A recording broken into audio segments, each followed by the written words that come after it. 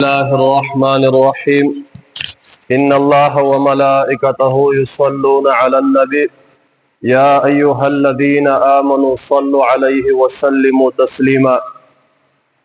اللهم صل على سيدنا محمد وعلى آل سيدنا محمد وبارك وسلم عليه اللهم صل على سيدنا جبريل وسيدنا ميكائيل وسيدنا إسرافيل وسيدنا عزرائيل وحملة العرش على الملائكة والمقربين وعلى جميع الأنبياء والمرسلين دمعزيزون زبيد الله جل شانه بتوفيق سرا د پیغمبر علیه الصلاۃ والسلام د سیرت مبارکه باندې یو څه خبره درته عرض کړ د الله تعالی په توفیق سره تر شوی جما باندې د پیغمبر علیه الصلاۃ والسلام سیرت مبارکه هغه متریو حد پر بیان کړو تر دې ځای رسیدلې وي چې د اسلام یو لویه غزا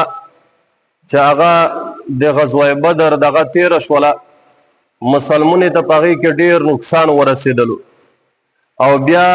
دغه متفصیلا ذکر کړي وي د دې نه بعد مسلمان صحابه کرام رضوان الله تعالی اجمعین او پیغمبر علیه الصلاۃ والسلام دغه د مدینې منورې په طرف باندې روان شول چې کله پیغمبر علیه الصلاۃ والسلام مدینه منورې ته ورسېدو نو دغه مو ذکر کړی وي چې په دې جنگ کې په دې غزا کې صحابه کرام خپل فداکاری خپل بهادری او دلیری دغه واضح کړله او بیا چې مدینه منورې ته صحابه کرام تلل د دې زنانه دغه هم خپل فداکاری خپل بهادری دغه ظاهر کړله سرور کائنات سردار دو جهان حضرت محمد مصطفی صلی الله علیه وسلم دغه خیال روغللو او سوچ او فکر روغللو چې اسنه چې دغه کفار بیا روسي او مسلمانانو باندې حمله وکړي په مدینه منوره باندې حمله وکړي ځکه وای دغه کفار به دا خیال وکړو چې یاره موږ خو دغه جنگ وکړلو دغه جنگ اگر چې دیته مو نقصان ورسولو خو لیکن د میش په نفع باندې دغه تموم نشو ځکه چې د کفار مقصد دغه د پیغمبر علیه الصلاۃ والسلام ته نقصان رسول وي خو دی په هغې کې کامیاب نه شول او د هرنګې کې مشهور صحابه کرام ابوبکر صدیق رضی الله تعالی عنہ عمر فاروق رضی الله تعالی عنہ دی ته د نقصان رسول وي په هغې کا مقصد کې دی کامیاب نه شول وی پیغمبر علیه الصلاۃ والسلام دغه خیال وکړو چې اسنه چې دغه کفار روشي دی دغه سوچ وکړو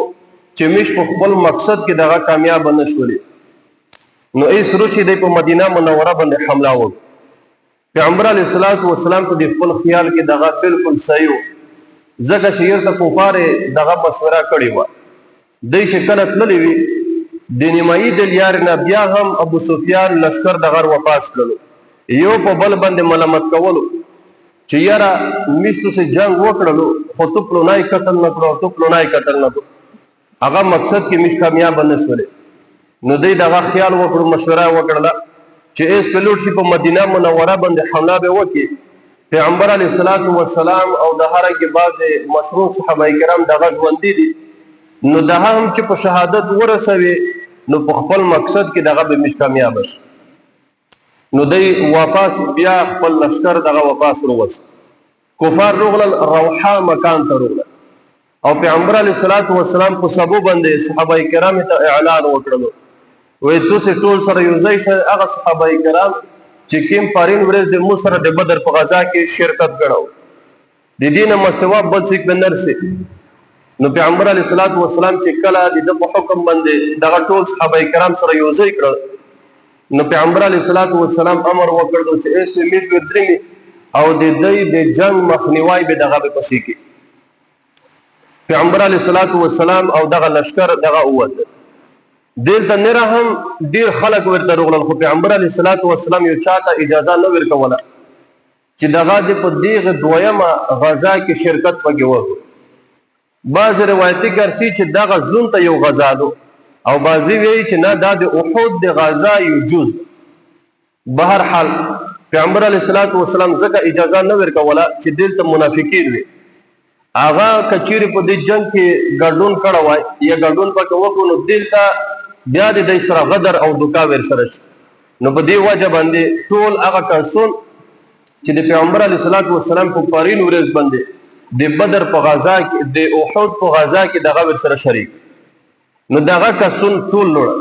په دې کې بعضې داسې وي چې هغه زخمیون وي، داسې زخمیون وي په داسې حد کې چې یو د بل د پوسه لوس سره اچولو. نو دی بیا روان دي په دې ستړي او استعماله باندې دی ورسېدل حمراء الاسد ته ورسېدل. حمراء الاسد کې دی پړاو وچول. دلته معبد ابن ابي معبد الخزاعي دغه مخې درو یا رسول الله دغه بعضې روایتي ګرځي چې دا مسلمون دا، بعضې وایي چې نه مسلمون نه، خو د مسلمون سره یې زړه لګېدلی. بهر حال دا ورته راغلو یا رسول الله زه خو په توس باندې ډېر خوشحال کېده چې دغه جنگ کې کامیابي الله تعالی توس ته در نصیبه کړو، خو هغه توسې ته نقصان ورسېدو. وایي زه په دې باندې ډېر خفه یم، پریشان یم په دې باندې. پیغمبر علیه الصلاۃ والسلام ورته وویل وایي ته داسې وکړه چې ته ورشه روحي جنگ د دوی سره وکړه، یعنی د دوی سره بالقول جنگ ور سره وکړه، هغه داسې چې ته به ویر شي او دوی ته به دمکي ورکړي. نو دغه معبد ابن ابي معبد الخزاعي دغه نور دغه د مکې مکرمې په طرف باندې چې د کیم د قریش لشکر په کې ملیار لوټ شو، دای هم پسې لوړ. هغه و چې ابو سفیان ته د لشکر ته روحه مکان ته ور ورسېدل. نو دغه معبد ابن ابي معبد دغه سره ملاقات وکړ، د په اسلام باندې ابو سفیان خبر نه ده. نو دغه خبره ورکړ دی په معلومات ځنو خوستل چې د مسلمانو لشکر، نو د دمکی ورکړ باغې باندې چې یاره ډېر لوی لشکر سره یو ځای کړه ده، خو سخت په غوسه باندې دي، که چیرې تاسې ګیر کړلی یو به ژوندی پوتې نه شي. په دې سره ابو سفیان او د لشکر په دې کې موتې ګاډه شوله، ډېر خوف دغه پکې ګاډ شو، خو دا هم شکست ونه منل. یو قبیله په لیار باندې تېرېده، هغې ته وویل چې یاره تاسې کله ور ورسېږئ، نو دی ته د میش د جانب نه دغه وویل چې یو لوی لښکر یې په سر وستله ده،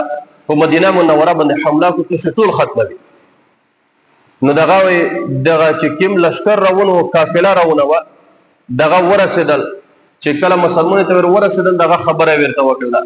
خو مسلمانو حوصلې موتې نه کړې. سره د دې چې دوی د زخم په حالات کې دي، دی حسبنا الله ونعم الوکیل وایي الله تعالی د میش د پوره کافي ده، الله تعالی شکر ساز ده، الله تعالی د هر څه قدرت لرلی ول. دغه جمله استعمال کړله حسبنا الله ونعم الوکیل. د صحابه کرام حوصلې مزید د مشکل سره نه هم بلند شولې سره. نو دغه دی کې د اسلام جوش او جذبه د دې په ځای کې موجوده و، د اسلام انوارات د الله تعالی د کلام نورانیت دغه د دې په ځای کې موجود و. ورنه کچیر یو بل ضعیف مسلمان وي نو هغه به شکست خوري، ځکه چې دای زخمی هم وي او ستړی استعمال هم وي او بیا یو لوی لشکر سره مخامخ کېدل وي، نو ضعیف ایمان ولا انسان دغه شکست خوري. صحابه کرام حسبنا الله ونعم الوکیل وایي د دې غوندې د سې چند نېره هم روسي دی سره موږ مقابله کړلی شي. پیغمبر علیه الصلاۃ والسلام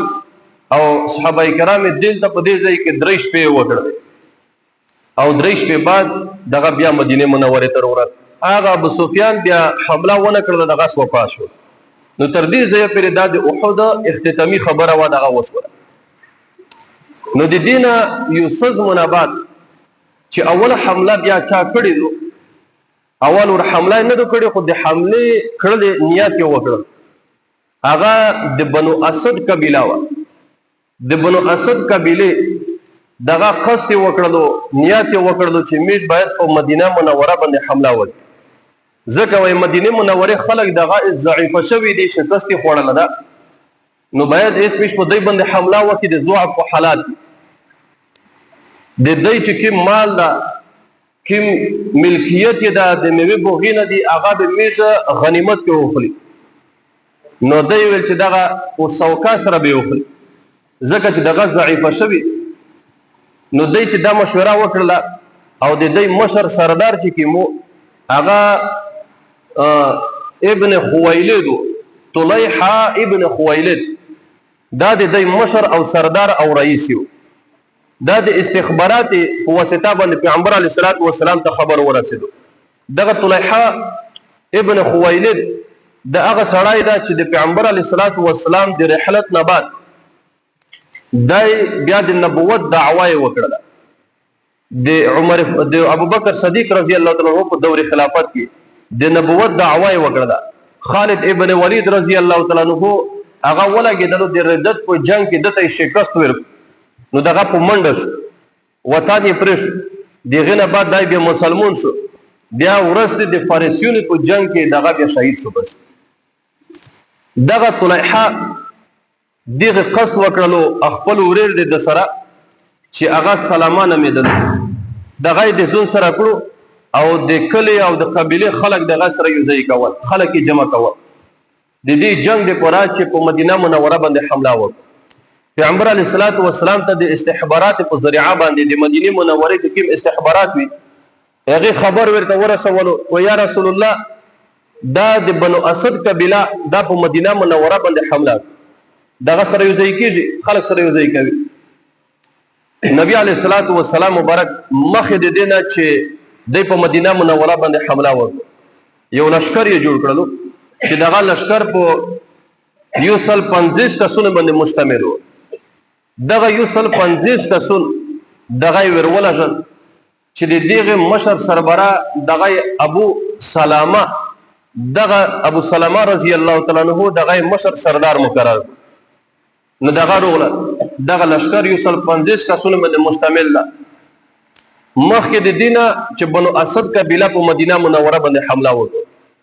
نو دای روغله په دای باندې مخکې حمله وکړه. دای د زونه به خبره وي روغله په د بنو اسد قبیله باندې حمله وکړه. بنو اسد قبیله دغه چې کله خبر شول چې مسلمان حمله وکړه، نو دای په تیشته باندې زرینه دغه خلوص کړ. قبیله او ملکیت د هر څه پرېښو، مولینه پرېښو، مسلمان په هر څه باندې ځنه قابض شو. د دې مولینه جایداد او د دې بوغینه د هر څه مال غنیمت وګرځول. بیا د روغل مدینه منوره ته سره د غنیمت مدینه منوره ته ورسېدل. چې مدینه منوره ته ورسېدل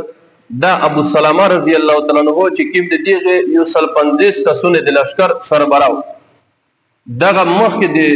په دغه تیر شوی جنگ کې د احد په غزا کې دغه زخمی شو. بیا د هغه زخم نه وینه راونه شو، چې وینه راونه شو دغه نه بعد هم پس وفات شو. او د دینه بعد دغه جنگ دغه ودرېد چې کیم بنو اسد قبیله قصد کړو چې مدینه منوره باندې حمله وکړي. دا په دې وجه باندې ودرېدلو چې دغه ابو سلمہ رضی الله تعالی عنہ لشکر په دې باندې حمله وکړه، د دې شکست ورکړ. نو دغه جنگ کې مدغه د ختم شو. د دې نه بعد مخ ته یو بل ساریه چې غته ساریه عبد الله ابن اونیس ساریه ورته ویل رضی الله تعالی عنہ. عبد الله ابن اونیس رضی الله تعالی عنہ یو دلیر بهادر شجاع صحابي. دغه د دغه واقعا داسې دو چې دا د تقریبا د محرم د سلوارم د هجرت د کول سلوارم کول او د محرم میاشت په دې کې نبی علیه الصلاۃ والسلام ته خبر راغله چې په جنوب د مدینه منوره جنوب طرف ته یو قبیله اسدله مکه مکرمه ته نږدې یو قبیله اسدله چې دته حذیل قبیله ویل. دغه قبیله سردار دغه سفیان ابن خالد دغه الحذولی د قصد اراده کړی دو چې دغه په مدینه منوره باندې حمله وکړي او دغه خلک سره جمع کوي یو ځای کوي. نو دغه سفیان چې کیمو د خلک سره یو ځای کول او د پیغمبر علیه الصلاۃ والسلام ته خبر راغلو چې دغه په مدینه منوره باندې حمله وکړي. نبی علیہ الصلوۃ والسلام مبارک یو دالیر صحابی چې عبد الله ابن اونیس رضی الله تعالی عنہ په دې باندې د مسمو دغه روغس وې ابن اونیس وې ته به داسه وتی چې لور دشي دا د حذیل قبیله ته به ورس دغه سفیان چې کیم دا دغه به ته قتل دغه به ته دغه ژوندای نه پرې وې دغه قتل دغه اونیس ابن اونیس عبد الله ابن اونیس رضی الله تعالی عنہ دغه زونی تیار کړ دغه ور روان شو روان ده مکی مکرمه ده مکی مکرمه په طرف باندې حذیل قبیله ته روان ده. نو دغه د د سره هیڅ وسله نشته، صرف د د سره یو خنجر ده، نه د چا نه پرواشته او نه د دنه د چا پرواشته او نه د چا نه پرواشته، ځکه چې دای بغیر د وسلې ده. نو سیک د دنه خوف او ویره دا نه محسوسوي او نه دای محسوسوي، ځکه چې یو په ساده لباس کې روان ده، صرف یو خنجر ور سره ده چې هغه د سره محفوظ پټي سره ده. نو دغه یک تنها ور روان ده، دغه سفیان دغه قتل. پیغمبر علیه الصلاۃ والسلام ته مخکې د ارتاګ نه دوه ویل یا رسول الله دا ابو سفیان دغه خو زه پیژنم، دغه به څنګه معلومه چې دا ابو سفیان دغه سفیان ده. نبی علیه الصلاۃ والسلام مبارک ورته فرمایل وای چې کله هم ته دغه سفیان دغه ووینې نو د پولیدل سره د تو په ځړه کې خوف او ویره دغه به پکې پیدا شي. نو دغه خوف او ویره چې کله پیدا شي نو دغه بیا سفیان دغه قتل. دا علامات پیغمبر علیه الصلاۃ والسلام ته ذکر کړ. نو دغه عبد الله ابن انیس رضی الله تعالی عنہ دغه وی چې کله ز ورسېدل د حذیل قبیله ته نږدې ور ورسېد، دغه حدود ته گاډ ولا و یو غونډکی ته زوخت دا غونډکی باندې زوی لوړیا او زه کسه داسې په اطراف کې ودان کس و یو سړی مې ولید چې دغه سره ډېر زنانه په څنګ کې ویلوړي و دغه مې ولیدلو چې کله مې ولیدو ورته متوجه شو دغه سره د مو په ځل کې خوف او ویره دغه پیدا شو. و زه متاندازه ولګیدل چې یاره دا هغه کار ته چې کوم د مو مطلب دا او مقصد ده دغه به ذکر کړو. وای زه په سر روان شو، وای د مزدګار وخت او د تصویر نږدې کېږه از د مو المیز وای دغه وخت هم ده. وای ځکه چیرې زه المیز پرې زه دغه د مونه د مخ نه درې مې خطو کېږي او که المیز زه پرېږده المیز مې کتو کېږي. وای زه بس اشارتن المیز هم کا او د په طرف باندې ورنږدې کېږه هم. وای دوه سره مقصدینه حاصل شي. وای په دې اسنا کې مو المیز اختتام ته ورسولو اشارتن وای زه د تور ورسېد او د سره زنانه دا هم سره موجوده. وای د مونږه پښتنه وکړه وای ته د شي تر وګوره. وای زه خو ما ورېدلې دي چې تو په محمد صلی الله علیه وسلم باندې د حمله کړل اراده ده کړې او ته لشکر جمع کوي نو د مون نیت دغه وکړو چې زه په دې لشکر کې د تو سره شریک شم. وای دغه خو ډېر شنیات کړه دا بس سم ته د مو سره شریک شې. وای بس زه ته اسم کاکس وای په دې اسنا کې د چې کله په مو باندې شو اعتماد پیدا شو ځکه د مصر وسله ونه خنجر دغه مې پټی شو. وای د په مو باندې شو اعتماد پیدا شو، شبر وسای پیدا شو، خوف او ویره نه ور سره. وای هغه کې مې زنانه چې وی تر هغه د لوړې د مصر خبرې کړې. وای باز دای مې ګوشه مقام پیدا کړل پیدا مې کړ او په د پسې مې فورن خنجر رو بسلو او شمه پوول. وای چې کله د شم مطمئن شو چې یاره چار د ور وکړه مړ دی دغه نه بعد مې سار ځنه پرې کړو سار مې ځنه پرې کړو او د ځون سره مې راون کړو. وای هغه زنانه چې کله خبرې دلې د ترلي هغه مړ پرې وای دې چغې کړ سیره وکړ چې عبد الله دل تفرد یرغلو هغه خو دغه سفیان یې قتل دای مړ وای سیره وکړ. وای دغه خلک چې سره یو ځای کېدل د متعقوب یې کړو زو وتل او د دې حدود نه زو وتل. وای دغه عبد الله ابن انیس رضی الله تعالی عنہ دغه د محرم په میاشت کې په 5 تاریخ باندې دغه د دغه ساریه د پر وتلو او بیا په 23 تاریخ باندې د واپسی بیا مدینه منوره ته وشوله. یعنی ولس ورځې دغه جوړیږي دای په دغه ساریه کې د دې غزا کې دای فسیتللو د کې مصروف ولس ورځې بعد د بیا مدینه منوره ته ورغلو کامیاب ورو. وای چې کله پیغمبر علیه الصلاۃ والسلام سرور کائنات وای چې کله عبد الله ابن انیس رضی الله تعالی عنہ ولیدو پیغمبر علیه الصلاۃ والسلام مبارک وای مسکی شو وای خد افلح وجهك یا عبد الله دا د عربي و جمله و چې کله په خپل مقصد کې به کامیاب شولو دغه جمله به ویله. وای آیت په خپل مقصد کې دغه کامیاب شولې د تو مخ دغه معنی د لفظي معنی نو دغه جمله به عربي دغه به استعمالوله چې کله یو سړی دغه په خپل مقصد کې دغه کامیاب شو. نو عبد الله ابن انیس رضی الله تعالی عنہ مبارک وی رغللو د پیغمبر علیه الصلاۃ والسلام مخ ته ودرېدو هغه د سفیان سر چې کیمو هغه ورته تکشیش ول وای دغه د یا رسول الله په خپل مقصد کې زه کامیاب شو دغه مې قتل کړ دای سره نبی علیه الصلاۃ والسلام مبارک صح خواشو بده بل ځکه چې هغه یو لوی مصیبت هغه د ختم کړ یک تنها عبد الله ابن انیس رضی الله تعالی عنہ دغه مصیبت دغه ختم کړ د خو یو لوی لشکر ورته مدینه منوره باندې حمله کړل خو د یک تنها دغه سردار د حذیل د قبیله دغه قتل کړ نو چې کله سردار قتل کړو نو هغه سره جدا شول عادي دی چې کوم د جنگ منصوبه وا هغه منسوخه کړل نبی علیہ الصلوۃ والسلام مبارک په انعام کې دته چنډي ور کړل وای دغه ونسه د قیامت په ورځ باندې د مو او د تو په مابین کې علامه وي دغه د مبارک زنه وخصله دغه چنډي به د وصیت وکړل وای زه چې کله وفات شو د مصر په خبر کې وای دغه چنډي دغه سره دفن کوي بهر حال نو دغه یو لوی جنگ چې مخه ته روانو د عبد الله ابن انیس رضی الله تعالی عنہ دغه ځون ته دغه ته شکست ورکړو ځکه شکست ځکه وخوړلو چې د دې سردار مشر دغه قتل د دینه بعد په دغه وخت کې په دغه زمانه کې عمر ابن العاص رضی الله تعالی عنہ د اسلام واقعه دغه مخه ته وروړه دغه عمر ابن العاص رضی الله تعالی عنہ چې دا په خپل دین باندې دا یا په شرکیت باندې دا یا بت پرست دا یا هر دین باندې چې دا په خپل دین باندې دا یا اسلام کې داخل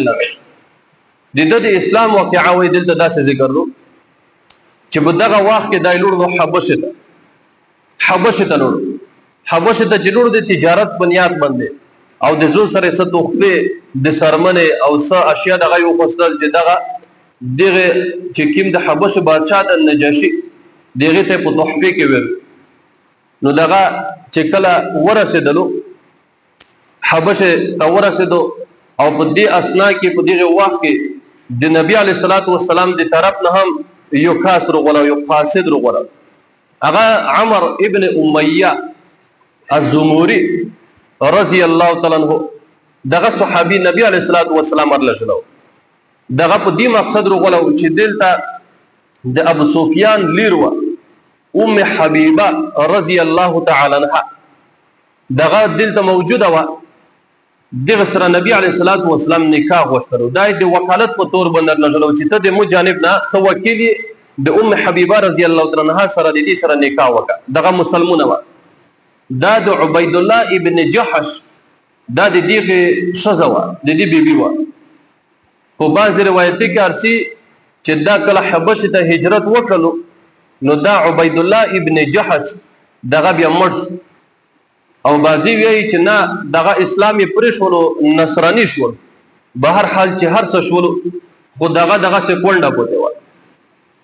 دغه چې کله کونډه و نو نبی علیه الصلاۃ والسلام دغه وکیل ورغلو چې دې سره نکاح وکړو نبی علیه الصلاۃ والسلام د دوی وجنه دې سره نکاح وستله ایوا په دې وجه باندې چې دا د مکه مکرمه د عمومي رئیس ابو سفیان لیر چې د دې سره نکاح وکړو نو د ابو سفیان د حمله دغه مسلمانانو باندې کمزوري شي ځکه چې دوستي به پیدا شي خپلګرات به پیدا شي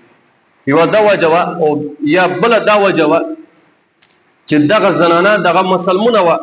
او دلته بغیر د سرپرست نه و د چا په نگرانی کې نه و نو نبی علیه الصلاۃ والسلام دغه زون ته په نکاح کول نو دغه دوا کسون چې دلته سره یوځای شول ویلي د پیوځي باندې دغه حبشه ته داخل شو یو د نبی علیه الصلاۃ والسلام د طرف نه رغوله ده او بل عمر ابن العاص دغه د مکه مکرمه نه رغوله ده تجارت بنیاد باندې نو چې کله عمر ابن امیہ الزمری رضی الله تعالی عنہ ولیدلو نو د نیات یو وقص وکړو چې یاره زه دغه څه ونس بندي کا قیدی کا دغه د زو سره مکه مکرمه ته بیزه نو دغه لولو د کیم د حبشه بادشاہ نجاشی چې کومو هغه ته خپل تحفه ورکړل عمر ابن العاص رضی الله تعالی عنہ تحفه ورکړل